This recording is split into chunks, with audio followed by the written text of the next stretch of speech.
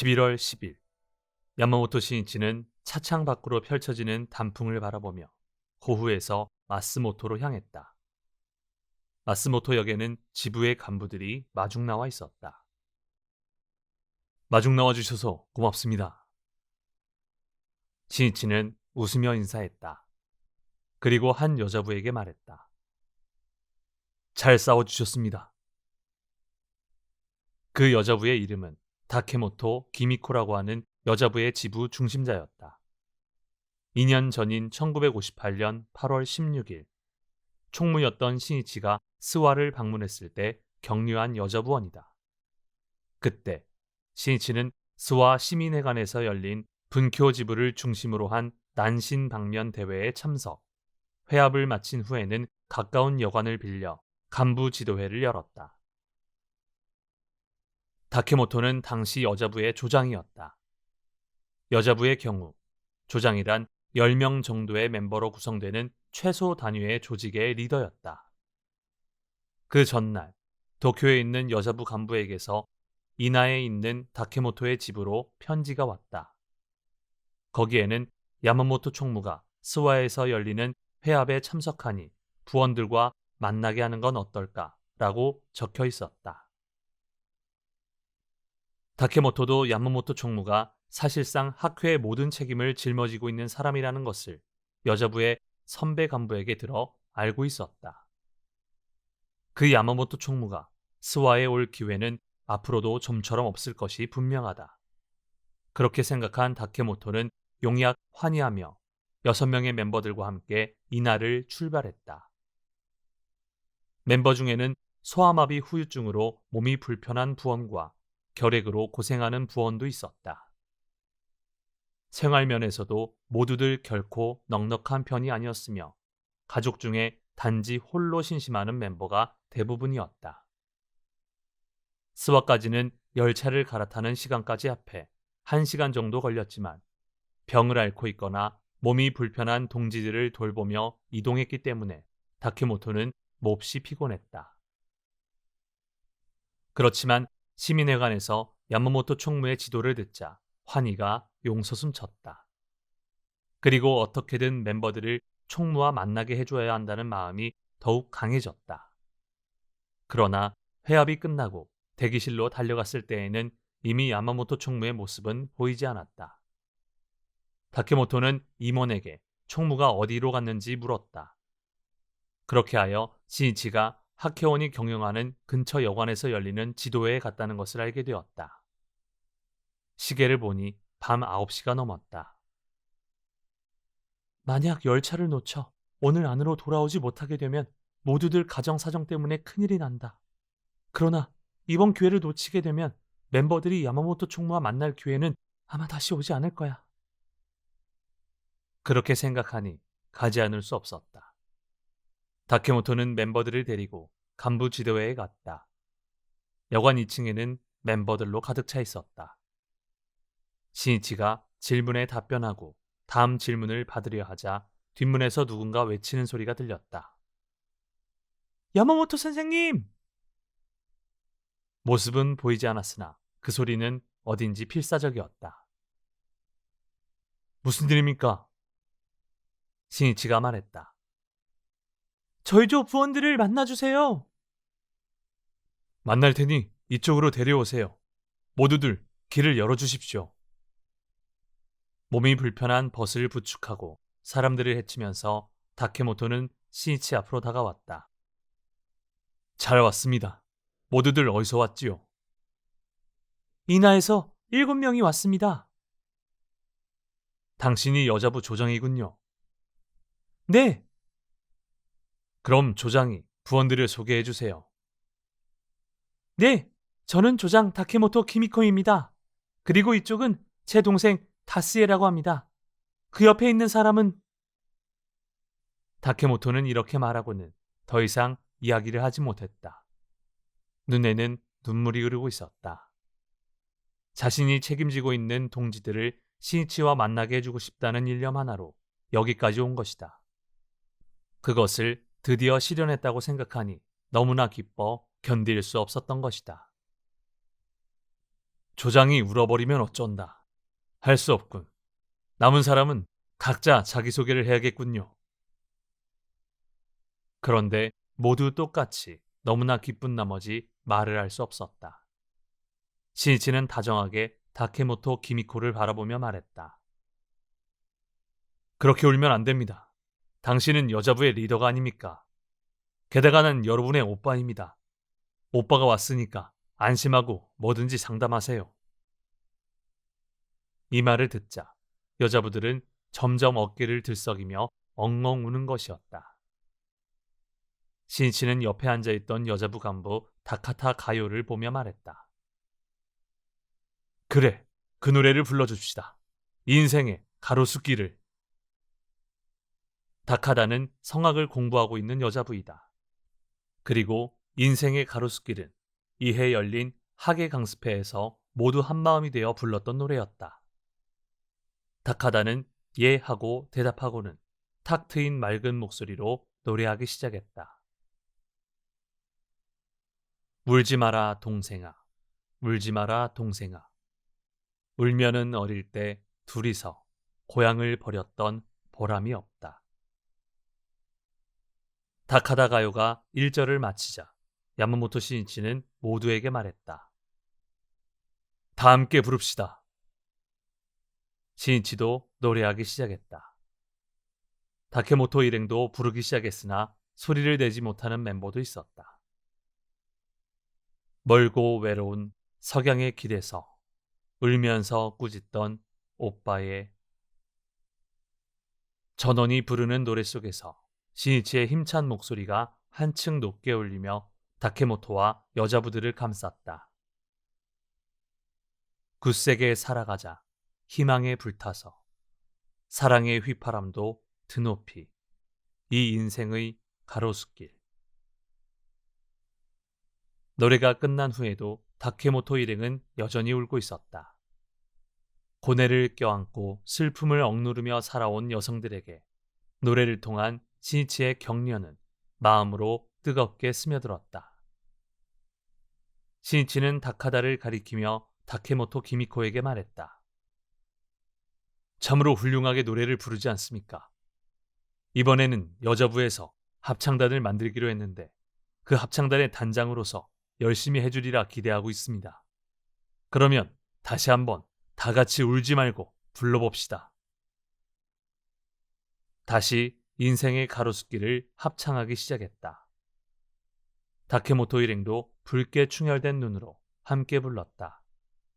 그것은 아름다운 혼의 합창이었다. 자, 이번에는 고추잠자리입니다. 신이치의 제안으로 차례차례 몇 곡의 노래를 불렀다. 동지를 생각하는 마음이 엮어내는 따스한 선율이 여자부들의 가슴을 희망으로 불타오르게 하고 있었다. 여자부들의 젖은 눈동자가 생기 있게 빛나며 입가에는 미소가 떠올랐다. 신이치는 7명의 여자부원을 응시하며 상냥하게 말했다. 이윽고 인생의 봄은 반드시 옵니다. 지금 아무리 괴롭고 힘들어도 지지 않고 열심히 노력하는 것입니다. 나는 당신들의 성장을 언제까지나 지켜보며 기원해 가겠습니다. 그럼 늦으면 안 되니까 빨리 돌아가세요. 조심해서. 지도회를 뒤로하는 다케모토 일행은 하늘을 나는 기분이었다. 일행은 차 안에서 서로 손을 마주잡고 인생의 희망을 이야기하면서 귀로에 올랐다. 야마모토 신이치는 스와에서 대회를 마친 다음 날 기리가민의 고원을 처음으로 가보았다. 푸르른 초원에는 청 귀뚜라미 풀의 연보라꽃이 바람에 흔들리고 저편에는 북알프스의 봉우리가 이어져 있었다. 신이치는 청년들과 이야기하며 산책도 하고 말도 타보았다. 좋은 곳이다. 도다 선생님과 함께 올 수 있었다면 신이치는 중얼거리듯 말했다. 도다 조세이가 서거한 지 4개월여가 지난 이때 신이치는 후계의 젊은 사저로서 과감한 신념의 투쟁을 계시하고 있었다. 또 많은 청년들을 여기에 데려오고 싶다는 생각도 했다. 아름답고 웅대한 이 경관은 미래로 뻗어나갈 젊은이들의 새로운 연기를 키워줄 것이 틀림없기 때문이다. 이 구상은 신씨가 회장에 취임한 다음 해인 1961년 7월 기리가민의 고원에서의 수호회, 화양회의 야외 연수회로 실현되었다. 또한 그로부터 28년이 지난 1989년 8월에는 이곳에 나가노 청년연수도장이 오픈, 매년 많은 청년부가 방문하여 대자연 속에서 연수에 힘쓰며 심신을 충전하는 장이 되었다. 신이치는 기리가민의 고원에서 간담회를 갖고 이렇게 이야기했다. 시마자키 도손의 소설 새벽이 오기 전에 새벽은 일본 메이지의 새벽을 의미하고 있다. 그러나 지금 우리들이 열어가는 것은 동양 그리고 세계의 새벽이다. 광선 유포는 무명의 민중이 인류 역사의 새로운 막을 여는 싸움인 것이다. 그리고 신이치는 색종이에 휘호를 써 벗에게 증정했다. 전원을 대표해 어느 한 벗에게는 안개 낀 고원의 들판에서 한없이 논의는 동지의 행복을 구축해 가라라고, 또 어느 지구부장에게는 대군을 노도와 같이 지휘하라, 신한노의 광포는 나의 무대로 라고 썼다. 간담회를 마친 후 신이치는 마스모토로 나와 이곳에서도 좌담회를 개최했다.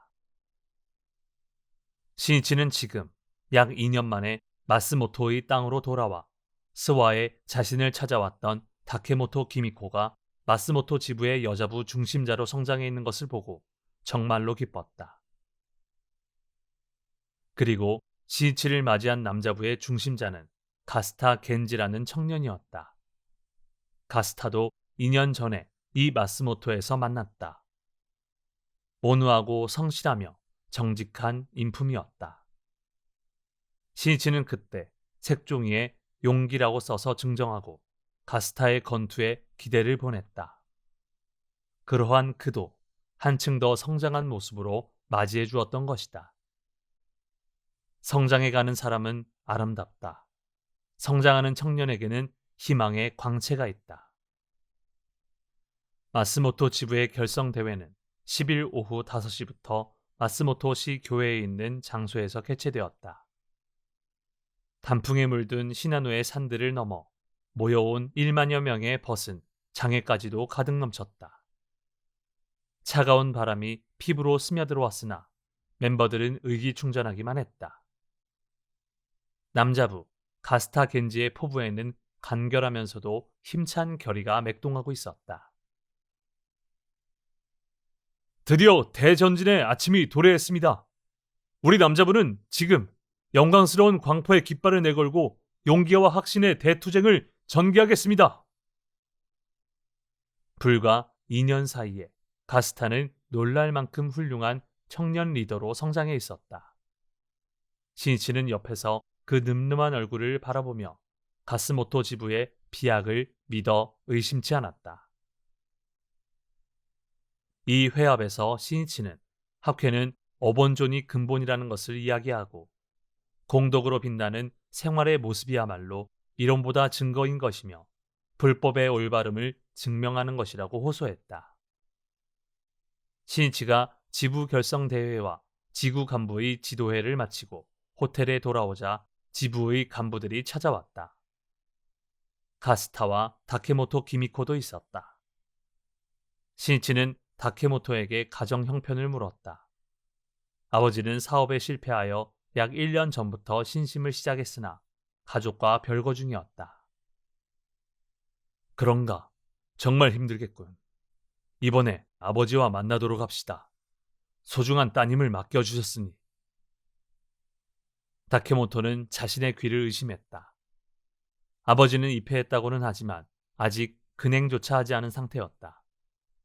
그런 아버지가 야마모토 회장과 만난다는 것은 생각지도 못한 일이었다. 정말이십니까? 부탁드립니다. 인재를 육성하려면 본인뿐만 아니라 그 사람의 환경도 고려하여 여러 가지 지원과 격려를 해주는 것이 중요하다. 그것이 지도자의 책무이기도 하다.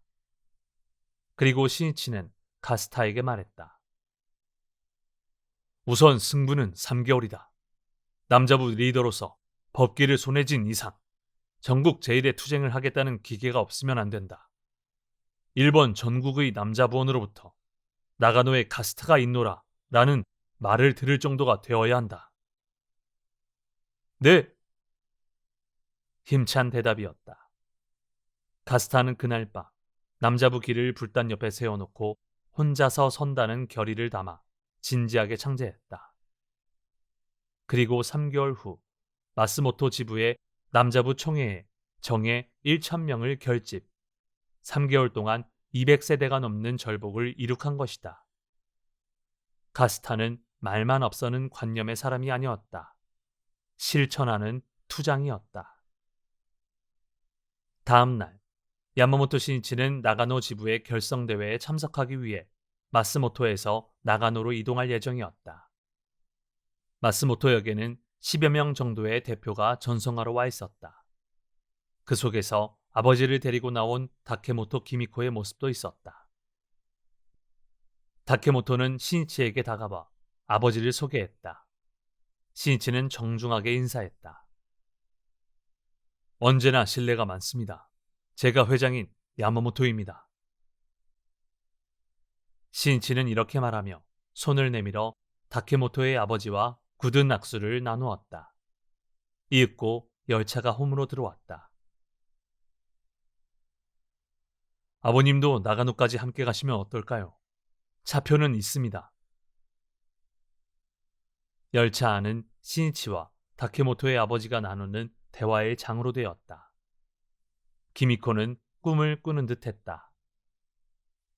훌륭한 따님입니다.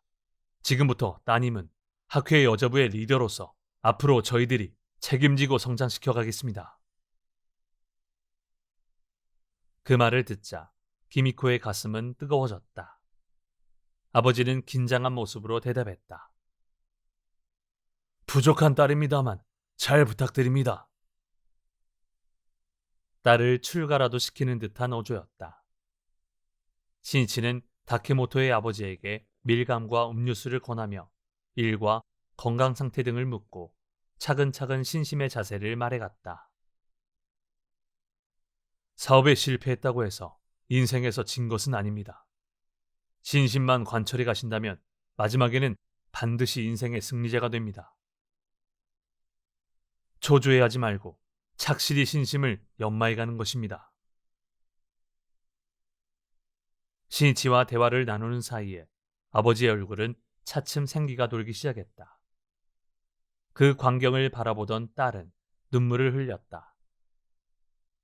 다케모토의 아버지는 이날을 계기로 근행을 시작했다. 그리고 딸의 학회 활동을 위해서라면 어떤 협력도 아끼지 않았다.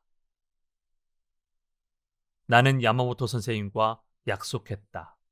이것이 아버지의 입버릇처럼 되었다. 나가노역에 도착한 신이치는 다케모토 부녀와 헤어지고 역장실로 인사하러 갔다.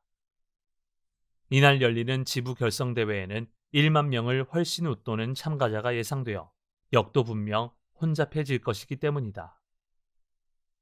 신이치는 참가학회의 최고 책임자로서 예의를 다해 역장에게 인사했다. 외교라 해도 인간의 만남에서 시작하며 인간의 만남은 인사에서 시작한다. 크나큰 우정의 회원으로 출범하는 마음의 교류는 바로 인사라는 출입구에서 시작하는 것이다. 만추의 나가노에 환희의 꽃이 피고 희망이 춤추었다. 11일 나가노 지부의 결성대회에는 1만 2천여 명이 참가, 전진의 숨결이 맥동하는 모임이 되었다. 야마모토 신이치는 마스모토와 나가노 양지부의 결성대회가 대성공을 거두어 새 출발을 장식할 수 있었던 것이 기뻤다.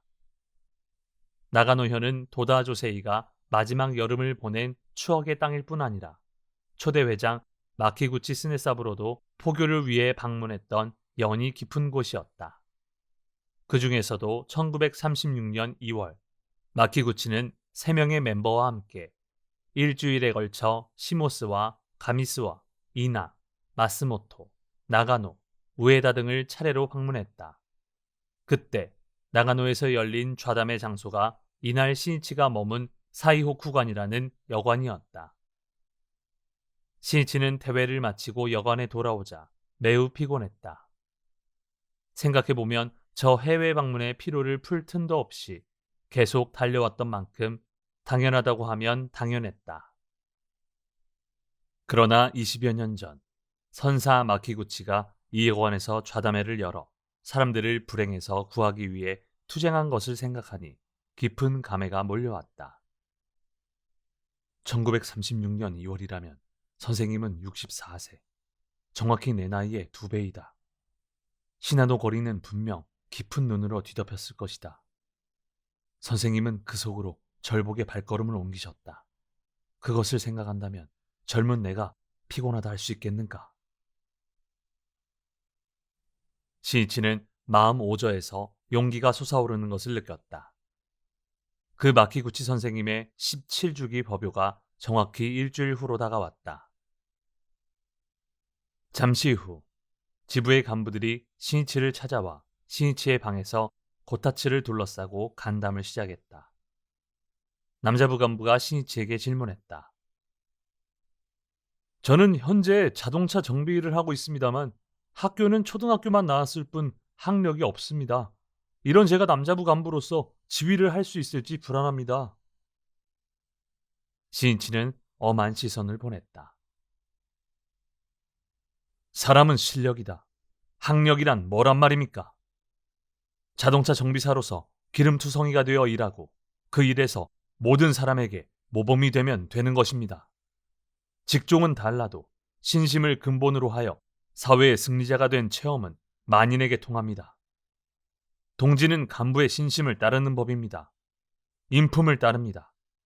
안간힘을 쓰며 허세를 부릴 필요는 전혀 없습니다. 민중 속에서 민중의 리더를 육성하며 민중이 사회의 주인이 되는 민주시대를 연다. 여기에 인류가 나가야 할 혁신의 길이 있다.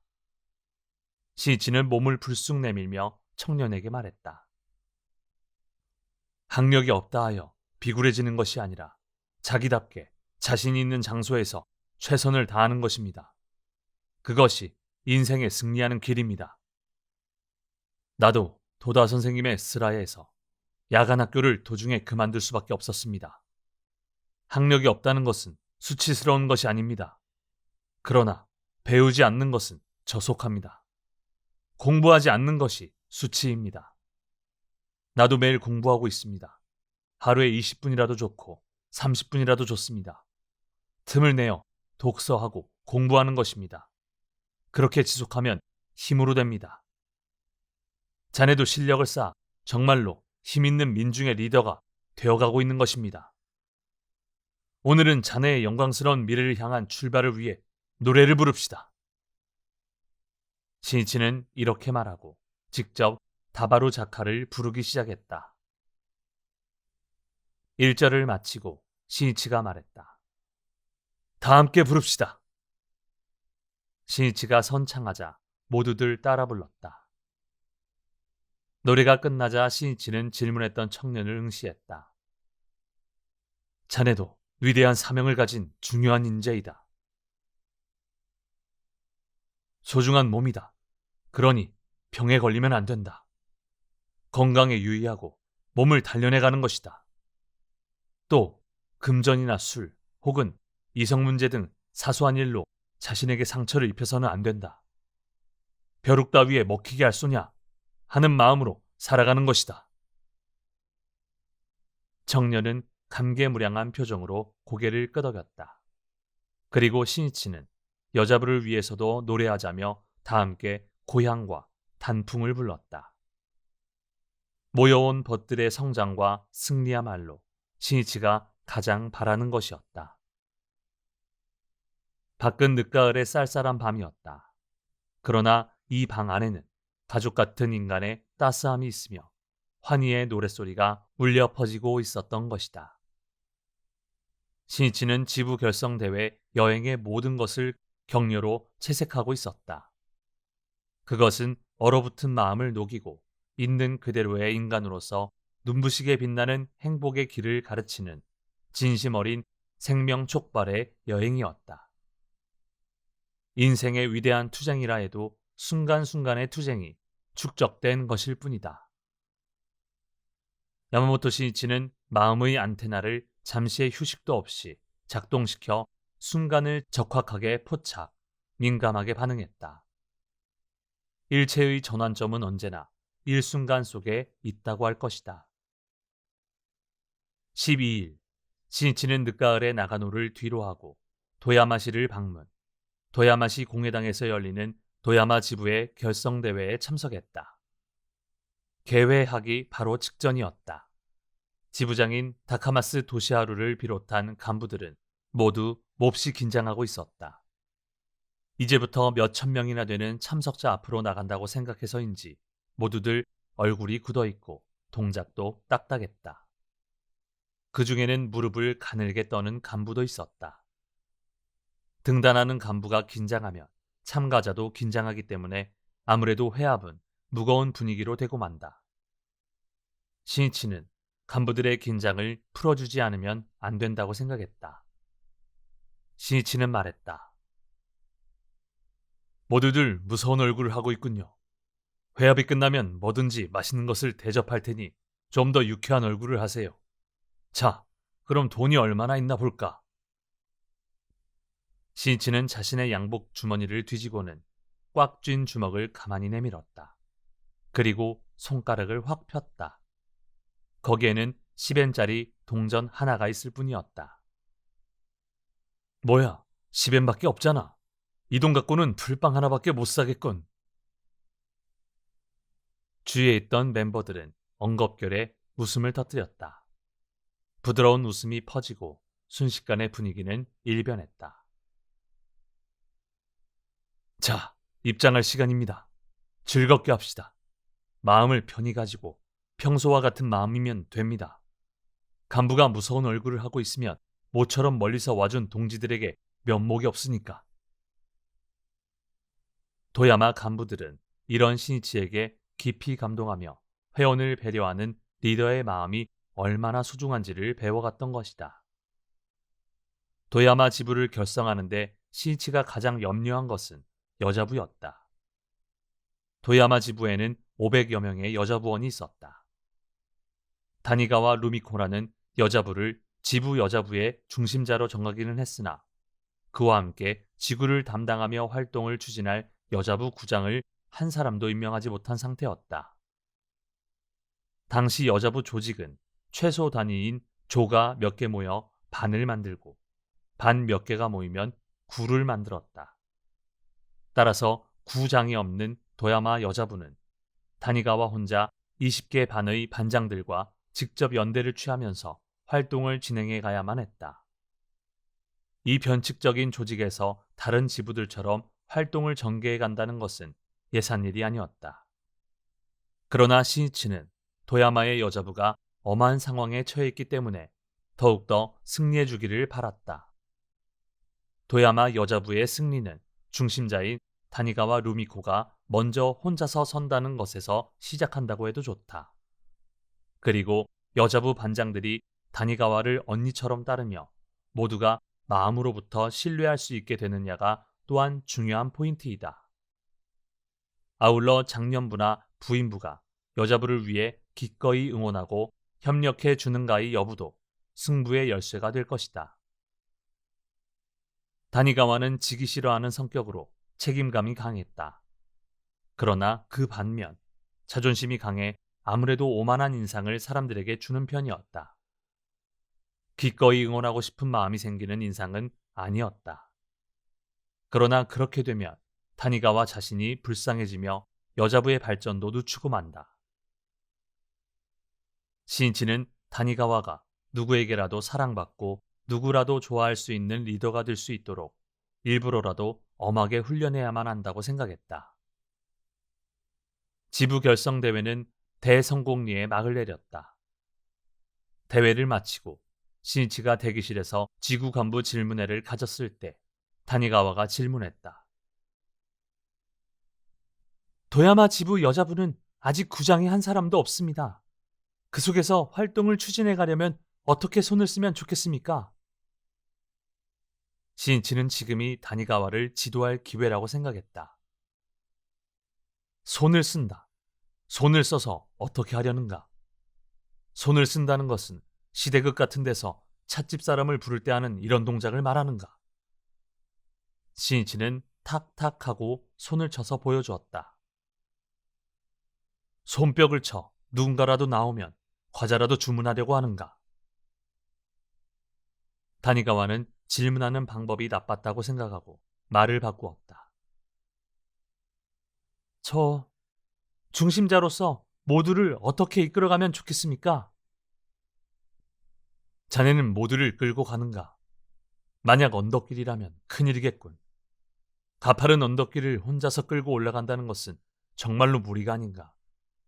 누군가에게 뒤에서 밀어달라고 하지 않으면 안 되겠군.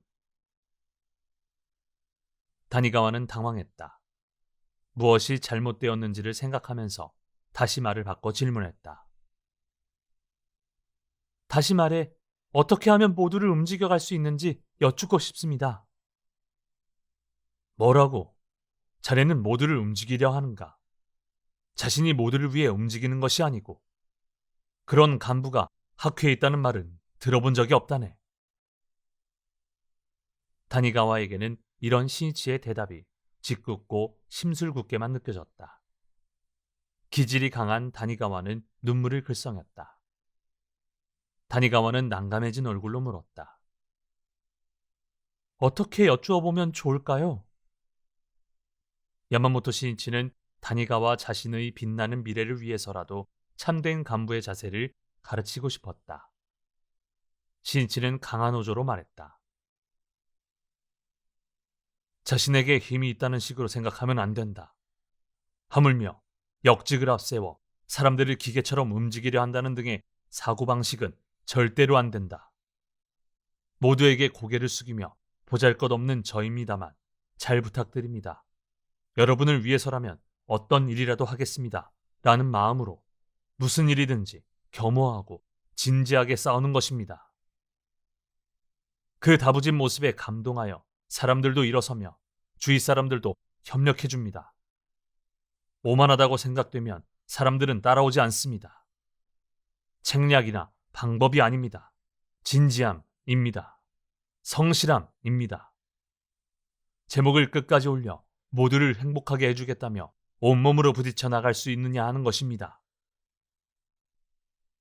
다니가와는 깜짝 놀랐다. 겸허라는 말이 가슴을 마구 찔렀다. 생각해보면 확실히 자신에게는 겸허라는 것이 부족했다. 사람들은 자신의 결점을 좀처럼 자각하지 못하는 법이다. 그것을 그대로 놔두면 아무리 뛰어난 힘을 가지고 있어도 언젠가는 막히고 만다. 그러기에 신이치는 이런 식으로 다니가와의 결점을 예리하게 지적하고 그 뿌리를 철저하게 자르려 한 것이다. 다니가와는 자신의 약점이 백일하에 드러나 철저하게 부서지는 느낌이었다. 처음으로 자신의 단점이 부각된 다니가와는 당황스럽고 비참했다. 신이치는 다니가와의 눈을 가만히 응시했다. 그리고는 지부장 다카마스 도시하루를 보고 말했다. 여자부들은 도야마 지부를 어떻게 건설할까 진지하게 고민하고 있습니다. 존귀하지 않습니까? 다니가와는 목숨을 걸고 있는 것입니다. 이제부터는 여자부장이 신이치의 여동생이라고 생각하시고 협력과 응원을 해주시기 바랍니다. 부탁드립니다. 그리고 신이치는 다카마스에게 머리를 숙였다. 다니가와는 놀라며 그 광경을 보고 있었다. 신이치의 진심 어린 마음이 격렬하게 가슴을 때렸다. 다니가와는 소리내어 울기 시작했다. 리더는 울거나 해서는 안 됩니다. 언제나 미소 짓는 얼굴로 모두를 감싸가는 것입니다. 지금이 승부를 걸 때입니다. 인간혁명의 때입니다. 도야마 여자부의 미래를 기대하고 있겠습니다. 발심의 꽃을 피우면서 나아가는 신이치의 여행이었다. 신설된 각 지부의 간부들 대부분은 자신들이 중심 간부로서 무엇을 가장 먼저 생각하고 어떻게 활동해야 할지 잘 모르고 있다고 해도 좋았다. 그러나 가는 곳마다 야마모토 신이치는 행동으로 그것을 명확하게 가르쳤다. 회원들과 동지들을 지키고 격려한다. 모든 것은 여기에 다 있었다. 13일 오후 가나자와 지부의 결성대회를 마쳤을 때였다. 신이치는 밖으로 나오자 하늘을 올려다보았다. 먹구름이 잔뜩 끼어 있었다. 신이치는 숙소로 향하는 차에 오르자 작은 목소리로 창제를 시작했다. 차에는 동행 간부 외에 가나자와 지부의 부임부장 하마다 사카에도 동승하고 있었다. 하마다는 처음에 왜 야마모토 회장이 제목을 부르기 시작했는지 알 수 없었다. 차가 달리기 시작하자 이내 세찬 빗줄기가 쏟아지기 시작했다. 결국 내리고 마는군. 모두들 비에 젖지 않았으면 좋겠는데. 신이치가 말했다. 손목시계를 보며 하마다가 대답했다. 괜찮을 것입니다. 시내에 사는 멤버들은 벌써 집에 도착했을 테니까요. 시내에서 가장 멀리 떨어진 곳에 사는 멤버들도 괜찮을지 모르겠군. 예, 아마 지금쯤은 이미 도착하지 않았을까요? 노토에서 참가한 멤버들은 어떨까? 오크노토에서 온 멤버들은 전세버스 아닐 테고 다른 멤버들도 이미 열차를 타고 있을 테니 비에 젖는 일은 없을 겁니다. 그런가? 그렇다면 다행이군. 하지만 뒷정리를 맡은 남 여자부 임원들은 비를 맞겠군. 감기에 걸리지 말아야 할 텐데. 그때부터 신이치는 다시 작은 목소리로 제목을 올리기 시작했다. 그때 가서야 하마다는 신이치가 모두들 비를 맞지 않게 하려고 창제하고 있다는 것을 깨달았다. 이것이 광선유포의 지도자의 모습인가? 이것이 야마모토 선생님의 마음인가? 하마다는 뜨거운 감동을 느꼈다. 그리고 자신도 지부의 부임부장으로서 조금이라도 야마모토 회장의 마음에 다가서지 않으면 안 되겠다고 결의를 새롭게 했던 것이다. 11월 9일부터 6일간에 걸친 야마모토 회장의 고신, 호쿠리쿠 방면의 지부 결성대회 여행은 환희와 약동의 파노라마를 펼쳤으며 미래의 대발전을 향한 포석이 되었다. 신이치의 지도를 들은 참가자는 무려 3만 5천 명에 달했으며 그 대부분이 신이치의 모습을 처음 본 사람들이었다. 그리고 그 동지들이 전국 각지에서 300만 세대 달성을 이룩하는 원동력이 되었던 것이다. 야마모토 신이치는 날이 갈수록 더욱더 힘차게 움직였다. 고신, 호쿠리쿠 방면의 여행에서는 결제를 해야 하는 방대한 양의 서류 더미가 숙소에서까지 신이치를 기다리고 있었고 그 협의는 종종 심야까지 진행되었다. 더구나 이동하는 차 안에서도 신이치는 개인 지도에 시간을 할애하고 있었다. 그러나 그런 가운데 신이치는 더욱더 활력에 넘치며 나날이 건강해져 가는 것이었다. 그 움직임에 눈이 휘둥그레지며 혀를 내두른 것은 측근의 간부들이었다. 특히 해외 지도에 동행했던 간부들은 병마와 싸우며 사력을 다해 지도를 계속하는 신이치의 모습을 바로 옆에서 지켜봐 왔다.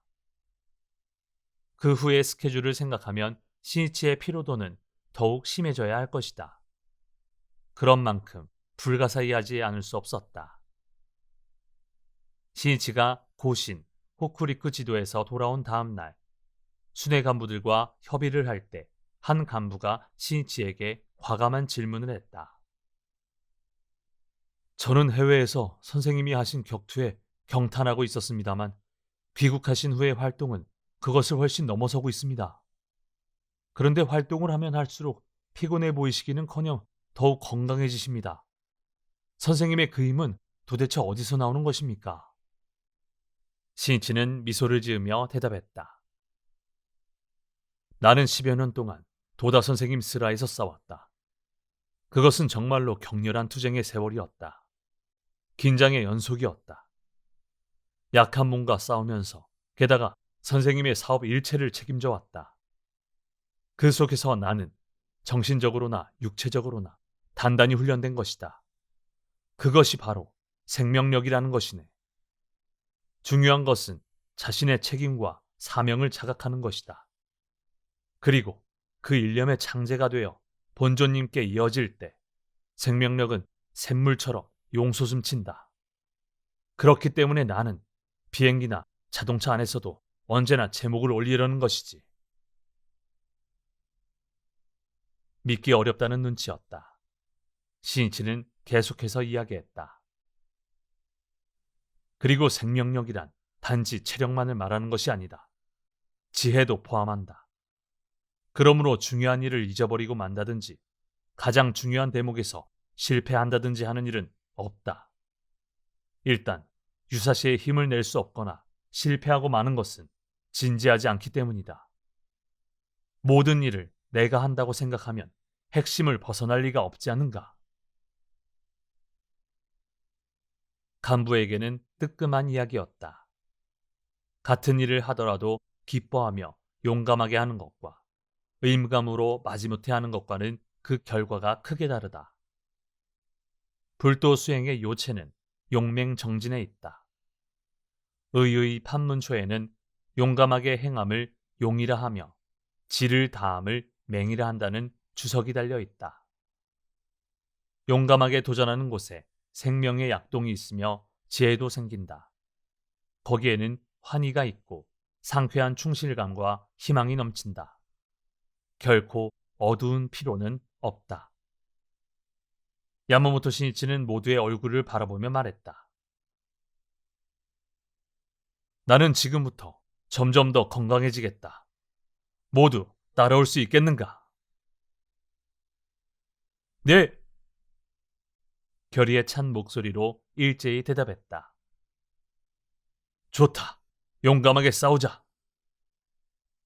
모두들 긴장한 얼굴을 하고 신이치를 바라보았다. 그렇게 경직된 얼굴로 긴장하거나 딱딱해질 필요는 없다. 진지한 가운데에서도 마음의 여유가 필요하다. 그것 또한 생명력인 것이다. 이렇게 말하고 신이치는 옆에 있던 신문으로 싸놓은 꾸러미를 테이블 위에 올려놓았다. 이건 절항난인데 제법 늘어나서 모두에게 나눠주려고 갖고 왔네. 아무리 바쁘더라도 꽃을 사랑하고 생명의 신비에 감탄하며 자연의 아름다움에 마음을 부드럽게 하는 정신의 여유를 잊으면 안 된다. 또 음악을 듣고 문학을 즐기며 시와 하이쿠를 읊을 정도의 여유는 필요하다. 단지 바쁘기만 하다면 학회는 살벌한 곳이 되고 만다. 바쁠 망의 글자는 마음을 의미하는 심, 방변에 망할 망이라고 쓰지 않는가. 마음이 망하면 문화는 육성할 수 없네. 망중한인이라이다. 동 가운데에도 정은 있다. 어떤 일에도 완급이 필요하며 리듬과 전환이 중요한 것이다. 그것에 의해 마음도 새로워지며 새로운 활력도 생겨난다. 아무리 열심히 해도 늘어진 고무줄처럼 되고 만다면 가치의 창조는 없다. 불법 즉 생활법이다. 대단히 바쁜 일정 속에서도 신이치가 나날이 활력을 더해갈 수 있었던 하나의 원천은 이 동과 정의 완급과 자유로운 약동의 리듬을 체득하고 있었던 것에 있다. 그리고 무엇보다도 용감하게 광선유포의 천지를 달리며 춤추는 용무의 기계에 있었던 것이다. 후지는 백설을 머리에 이고 준엄한 자태를 드러내고 있었다. 11월 16일 야마모토 신이치는 간부 200명과 함께 늦가을의 총본산으로 향했다. 16, 17일 이틀간에 걸쳐 열리는 총본산 65대 법주 니치준의 일주기 법요에 참석하기 위해서였다. 법요에서 창제를 올리며 시니치는 니치준과 마지막으로 나눈 그리운 이야기를 떠올리지 않을 수 없었다. 그것은 정확히 1년 전인 11월 16일, 당시 총무였던 시니치는 이사장 고니시 다케오와 함께 도쿄 오타구에 있는 니치준의 정량소를 방문했다. 니치준은 그의 여름 이후 몸 상태가 나빠지고 있었다.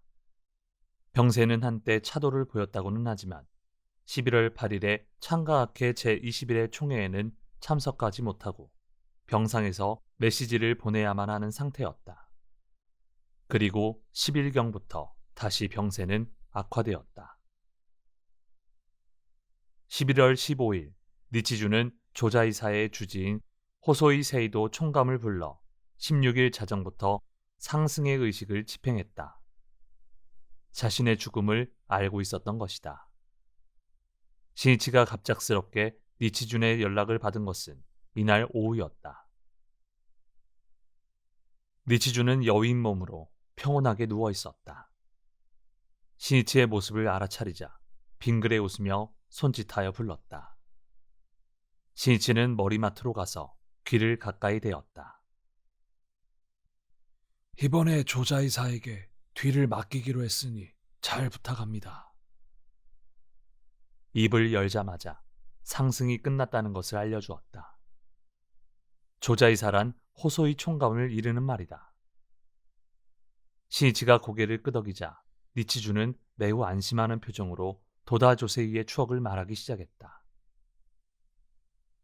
도다 선생이 나보다 더 장수하시길 바랬습니다. 그런데 안타깝게도 그것이 뒤바뀌고 말았군요.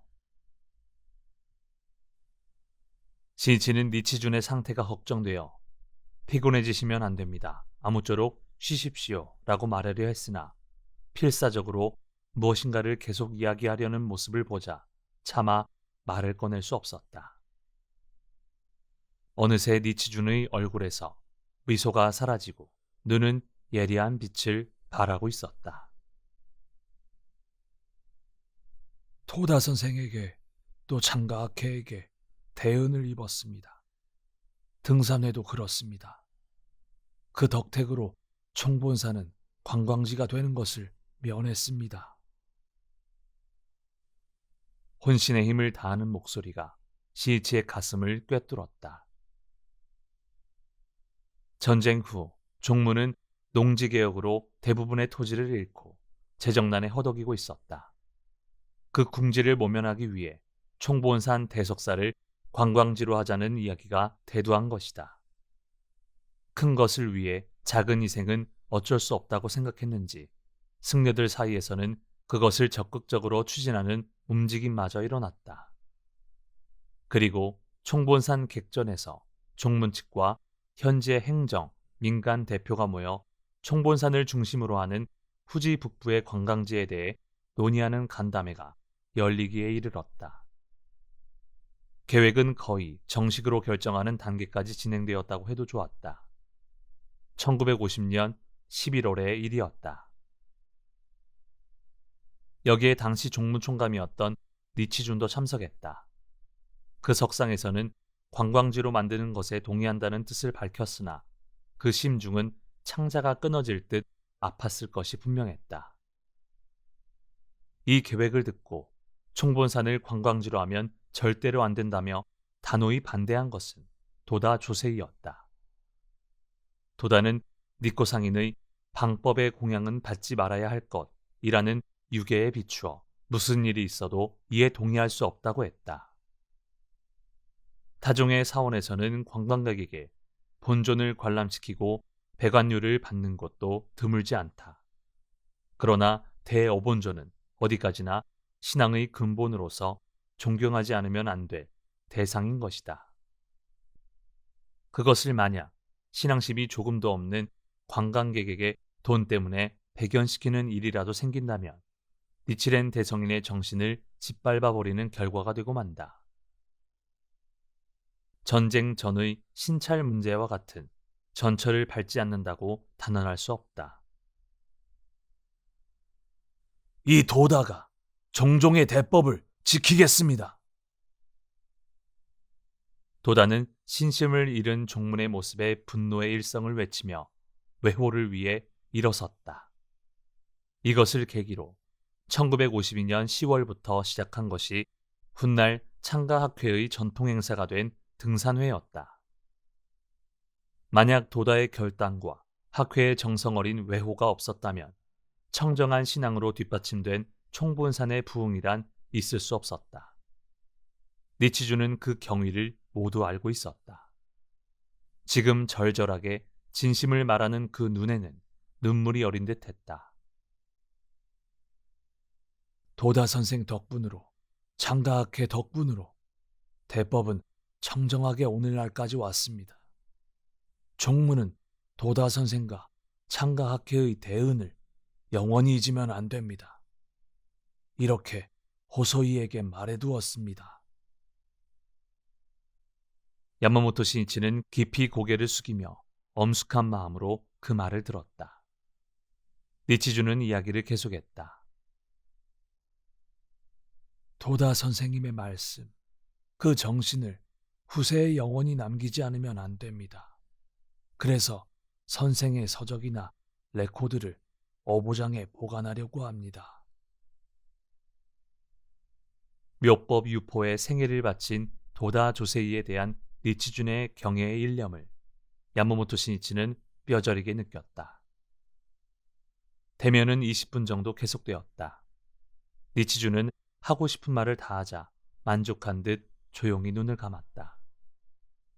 신이치는 정중하게 예를 표한 후 서둘러 자리에서 일어섰다. 니치준이 체력을 소모할까 염려해서였다. 이것이 니치준과 신이치의 마지막 대면이었다. 그 말은 모두 유언이나 다름없었다. 그리고 다음날 17일 오전 5시 55분 니치준은 안상하게 세상을 떠났다. 만 61세였다. 니치준은 1898년 나가노현 이나에서 태어나 초등학교를 졸업한 후 출가 득도하여 대석사에 들어갔다. 그 후 와세다 대학 문학부의 철학과를 졸업하고 교토의 류코쿠 대학 영국과에서 공부했다. 젊은 학자로서 창래가 촉망되었다. 쇼와에 들어서면서 군부 권력은 종교에 대한 통제를 강화했고 학회와 종문도 그 폭풍에 휘말려 들었다. 그러한 가운데 시국 대책국장 등 종문의 요직을 맡고 있던 니치주는 참담할 만큼 마음이 괴로웠던 모양이다. 특히 악승인 가사하라 지코무리가 군부 권력과 결탁하여 암약했던 미노부 합동 문제에서는 전면에 나서서 문부성 종교국과 절충하는 일을 맡았다. 실로 삼류의 강적 중에서도 참성 증상만과의 싸움이었다. 참성 증상만이란 최고 권위를 갖고서 가장 인격자인 듯한 모습을 하고 있지만 그 내심에는 질투와 탐욕, 사심이 들끓고 있는 고승 등의 지도자가 참언을 하며 국가 권력 등을 움직여 정법의 사람을 박해하는 것이다. 니치준의 깊은 고뇌는 이 참성 증상만과의 싸움이었다. 그러나 당시 종무는 법주 스스로가 신차를 용인하거나 권력에 영합하는 등 보신을 꾀하는 추태를 드러낸다. 한편 학회는 종귀한 순난의 길을 택하여 대성인의 정법 정의의 명맥을 사수했다. 그리고 초대 회장 마키구치 스네사부로는 옥사했다. 이 위선의 종교자와 권력이 한패가 되어 정법을 파괴하려 한다는 박해의 구도는 광선유포가 전진하는 한 미래 영원히 계속된다. 1945년 7월 3일 사라소 옥문을 나온 도다 조세이는 그 이틀 후 나카노의 단키료에 있던 니치준을 방문하여 광선유포와 총본산 재건의 결의를 서로 확인했다. 니치준은 창가학회를 가장 깊이 이해했으며 끝까지 경애했다. 법주의 취임에서도 창가학회의 총회라고 하면 모든 일을 젖혀두고 기꺼이 참석해 주었다. 그리고 무엇보다도 학회가 가지고 있는 불법상의 사명과 의의를 깊이 통찰하고 있었다. 1958년 도다의 서거 1개월 후에 거행된 제18회 총회에서 니치주는 이렇게 이야기했다. 법화경의 영산회에서 상행을 상수로 하여 사대사가 뒤를 잇고 그 뒤를 6만 항하사의 대사가 영산회에 모여 반드시 말법에 묘호랭개교를 홍통하겠다는 맹세를 하셨던 것입니다. 그분들을 도다 선생이 말법의 성구가 되어 불러내신 것이 창가학회입니다. 즉 묘호랭개교의 오자 7자를 75만으로 하여 지상에 불러낸 분이 바로 도다 회장 선생입니다. 니치준의 투철한 신앙의 눈에는 학회가 영산의 의식대로 구원의 맹세대로 말법의 중생구제를 위해 출현한 지용의 보살의 모임으로 비춰진 것이다.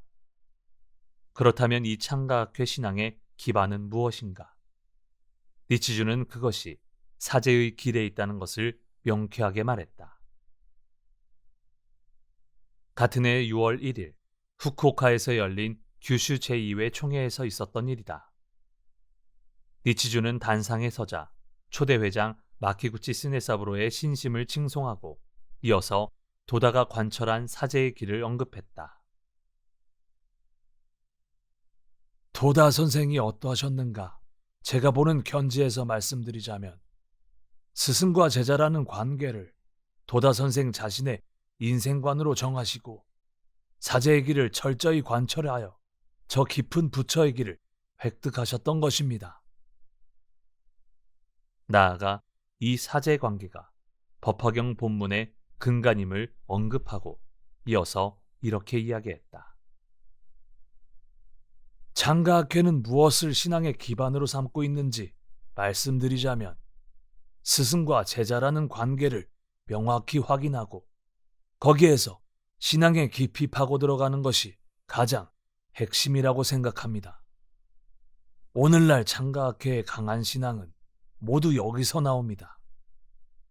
도다 선생이 가르쳐 주신 것은 이것이 요체라고 생각합니다.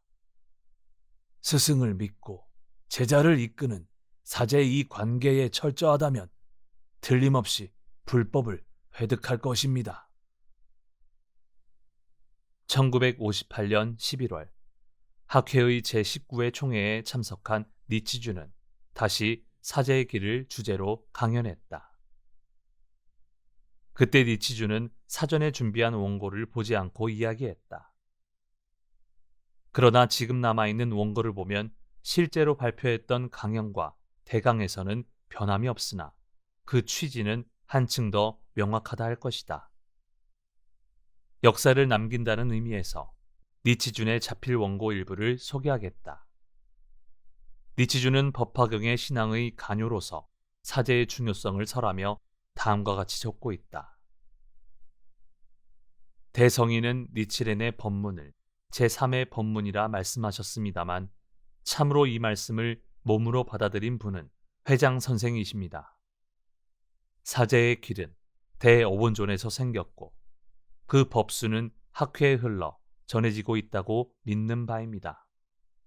그렇기 때문에 학회의 온갖 공덕과 이익이 나오는 것입니다.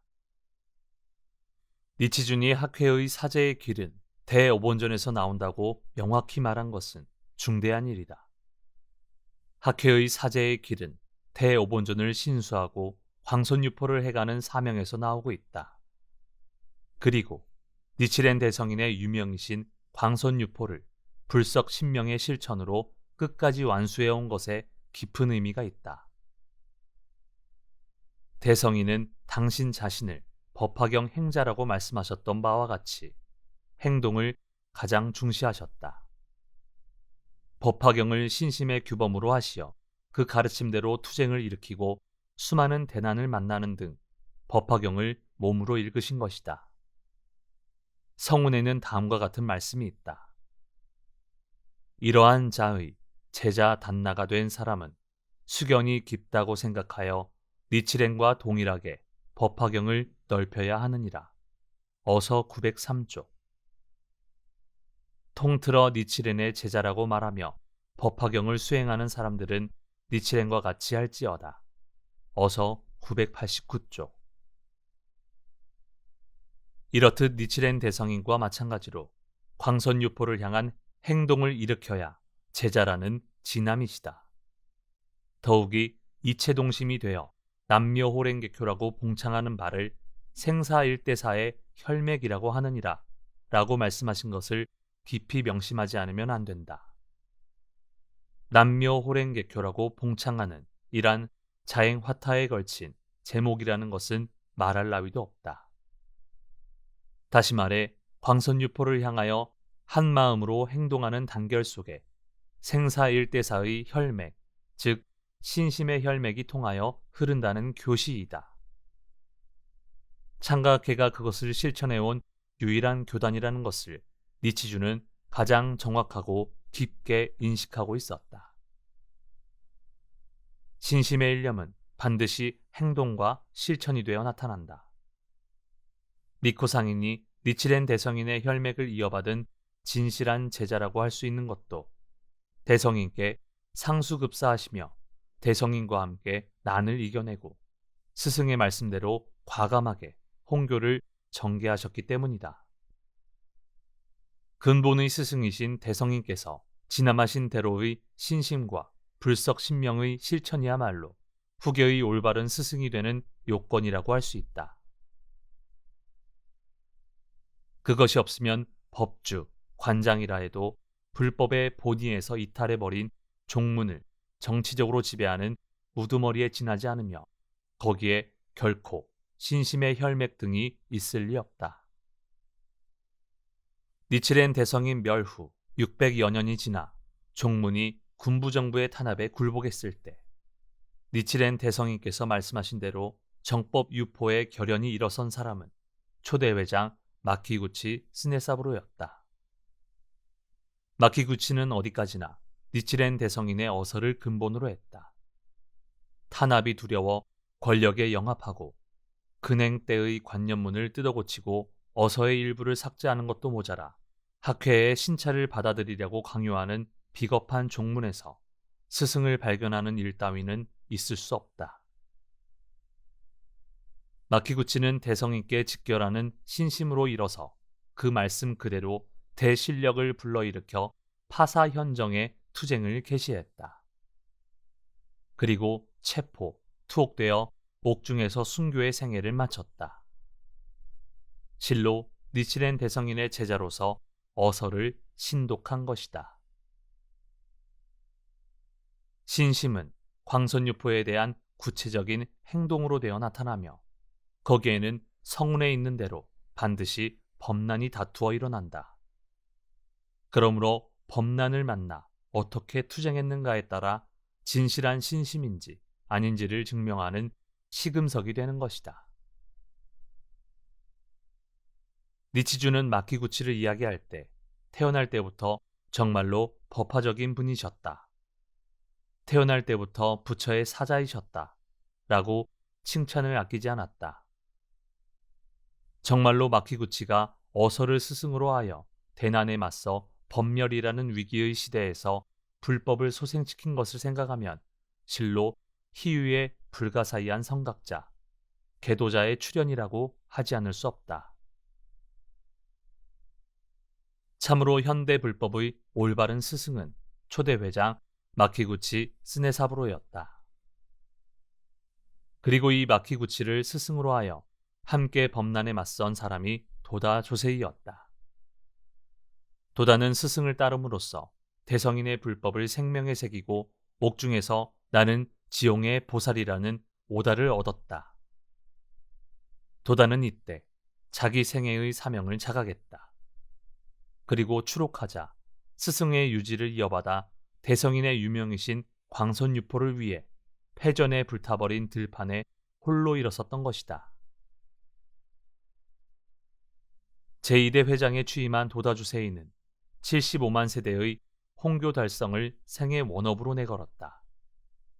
당시 회원의 수는 불과 3천여 명에 지나지 않았다. 75만 세대의 성취는 누구나 불가능하다고 여기는 지극히 어려운 목표였다. 그것은 인류사적인 실험이라고 해도 좋았다. 도다는 거기에 생명을 걸었다. 그것을 위한 인생이라고 도다는 자각했던 것이다. 성운에는 법은 스스로 홍통되지 않는다. 사람이 법을 홍통하는 고로 인법이 함께 존귀하니라 라는 말씀이 있다. 사람이 있기에 대화가 성립된다. 사신홍법의 사람이 있기에 광포의 대도가 열린다. 그러므로 사람이라는 존재가 극히 중요한 의의를 갖는다는 것은 당연한 이치이다. 그 후 불과 6년 반 만에 도다는 그 대원을 성취했다. 광선유포의 확고한 기반을 이 나라에 이룩하여 700년간 누구도 해내지 못한 대성인의 유명을 처음으로 실현한 것이다. 도다 조세이야말로 인류사의 한 획을 그은 광선유포의 대스승이 아닐 수 없다. 그러나 이러한 도다도 마키구치라는 스승의 존재가 없었다면 불법에 연을 맺는다거나 참된 신앙의 정도를 관철하여 자신의 구원의 사명을 깨닫는 일 등은 분명 없었을 것이다. 니코상이는 사도의 문화에게 주신 편지에 이 법문은 스승과 제자의 관계를 밝혀 부처로 됩니다 라고 쓰셨다. 실로 불법의 근간을 이루는 것은 사제인 것이며 누구를 스승으로 하는가에 따라 일체는 결정된다. 또한 어떠한 제자를 갖는가에 의해 미래의 모든 것이 정해지는 것이다. 도다는 생전에 75만 세대의 대원을 성취하고 광선유포의 생애를 바쳤다. 도다도 스승 마키구치도 모두 불석신명의 실천으로 어서를 몸으로 읽은 것이다. 그러한 행동 속에 바로 대성인의 신심의 혈맥이 있으며 창가의 사제의 맥동이 있다. 야마모토 신이치 또한 도다를 스승으로 섬겼다. 광선유포를 위해 고난을 견디며 도다의 손발이 되어 투쟁했다. 신이치는 도다야말로 현실 사회에서 불법을 몸으로 나타낸 유일한 지도자인 동시에 그 삶 속에 신심의 규범이 있다는 것을 알았기 때문이다. 그 도다는 이미 세상을 떠나고 지금 광선유포의 일체는 32세의 야마모토 신이치라는 청년 회장의 양 어깨에 걸려 있다. 신이치는 니치준의 일주기 법요의 창제 속에서 니치준이 말한 창가학회의 사제의 길을 걷는 기쁨에 가슴이 두근거리는 것을 느꼈다. 11월 18일 초대 회장 마키구치 스네사부로의 제17주기 법요가 도쿄 이케부쿠로의 조자이사에서 거행되었다. 야마모토 신이치가 회장에 취임한 후 처음으로 맞이하는 마키구치의 법요였다. 신이치는 숙연하게 광선유포에 대한 깊은 기원을 담아 독경 창제했다. 신이치는 마키구치와 만난 적은 없으나 도다 주세이로부터 그의 삶, 사상, 철학, 신념 등에 대해 철저히 가르침을 받아왔다. 신이치의 마음속에는 만나뵌 적 없는 선사의 모습이 선명하게 각인되어 있다 할 것이다. 도다가 마키구치의 죽음을 옥중에서 전해 들었던 일을 이야기할 때면 도다의 두 눈은 항상 붉게 타올랐으며 목소리는 분노로 떨고 있었다. 마키구치 선생님은 1944년 11월 18일 겨울이 임박해오는 감옥 속에서 돌아가셨다. 노쇠하신 데다 영양실조가 겹쳤기 때문이다. 그 전해 가을, 선생님과 나는 경시청에서 이별을 고한 후 서로 독방 생활을 해서 만날 수 없었다. 나는 매일매일 기원했다. 선생님은 고령이시다. 부디 죄는 이 한 몸에 다 받고 선생님은 하루라도 빨리 나가실 수 있게 라고. 그러나 선생님은 돌아가셨다. 내가 그 소식을 들은 것은 선생님이 서거하신 지 50여일쯤 지난 다음해 1월 8일 예심을 하는 판사가 취조할 때였다. 마키구치는 죽었다. 그 한마디에 나의 가슴은 갈갈이 찢어졌다. 독방에 돌아와 나는 울고 또 울었다. 콘크리트 벽을 손톱으로 긁고 벽에 머리를 부딪히며 선생님은 태연자약하게 순교의 생애를 마친 것이 분명하다. 그러나 선생님은 살해당하신 것이다. 군부정부에게, 국가신도에게, 그리고 보신을 위해 군부정부와 영합한 패거리들에게. 선생님이 무슨 죄를 저질렀단 말인가? 신교의 자유를 관철했기 때문에 살해당하신 것이다. 나중에 들은 것이지만 선생님의 유체는 친척집에서 일하는 사람의 등에 업혀 옥문을 나왔다고 한다. 전쟁 중이었기 때문에 단 한 대의 차도 조달할 수 없었다. 부인께서는 그 유체를 자택에서 쓸쓸히 맞이하셨다. 장례에 참석한 사람도 손가락을 헤아릴 만큼 적었다. 모두들 세상을, 관원의 눈을 두려워했기 때문일 것이다. 민중의 행복을 위해 일어선 대교육자, 대학자, 대사상가, 그리고 대불법자이신 선생님에게 일본은 옥사로 보답한 것이다. 그리고 언제나 마지막에는 아수라처럼 말했다. 나는 반드시 선생님의 적을 토벌하겠다. 이번에는 절대로 지지 않겠다. 선생님의 유지인 광선유포를 결단코 해내는 것이다. 영원히 평화로운 세상을 만드는 것이다. 그리고 마키구치 선생님의 위대함을 세계에 증명해가는 것이다. 신이치, 그것이 제자의 투쟁이 아니겠는가? 분노로 몸을 떨며 이야기하는 도다의 모습을 신이치는 홀로 생명에 새겼다. 도다는 은사 마키구치의 생명을 빼앗은 권력의 마성에 대한 분노와 투쟁을 잊지 않았다. 사악에 대한 분노를 잊는다면 정의는 없다. 또 악과 싸우지 않는 정의는 결국 악을 방치하는 위선의 정의에 지나지 않는다.